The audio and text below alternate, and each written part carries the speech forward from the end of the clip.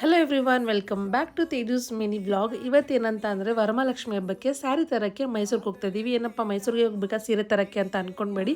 ಏನಿಲ್ಲ, ಯೂಶಲಿ ಅವಾಗ ತುಂಬ ಒಂದು 4-5 ವರ್ಷಗಳಿಂದ ಹಾಗೆ ಮಾಡಿ ಮಾಡಿ ಮಾಡಿ ಅದೊಂಥರ ಅಲ್ಲಿಗೆ ಹೋದ್ರೇ ಒಂಥರ ಏನೋ ಸೀರೆ ತಂದಂಗೆ ಆಗೋದು. ಸೊ ಯೂಟ್ಯೂಬಲ್ಲೆಲ್ಲ ನೋಡ್ದಂಗೆ, ಕೆಲವು ಇನ್ಸ್ಟಾ ರೀಲ್ಸಲ್ಲಿ ನೋಡ್ದಂಗೆ ಯುವರಾಜ್ ಸಿಲ್ಕ್ ಹೋಗಿದ್ವಿ. ಬಟ್ ಅಲ್ಲಿ ತುಂಬ ಸ್ಯಾರೀಸ್ ಪಿಕ್ ಮಾಡಿಬಿಟ್ಟಿದ್ರು. ಆ್ಯಂಡ್ ನಾವು ಒಂದು ನೋಡಿದ ಸ್ಯಾರಿ ಸ್ಕ್ರೀನ್ಶಾಟ್ ಹಾಕಿದ್ದೀನಿ. ಅದು ಕೂಡ ತುಂಬ ತೆಳು ಥರ ಫೀಲ್ ಆಗ್ತಿತ್ತು. ಸೊ ಅಲ್ಲಿ ಏನೂ ತೊಗೊಂಡಿಲ್ಲ. ಆ್ಯಸ್ ಯೂಶುವಲ್ ನಮ್ಮ ಕರ್ನಾಟಕ ಸ್ಯಾರೀಸ್ಗೆ ಬಂದ್ವಿ.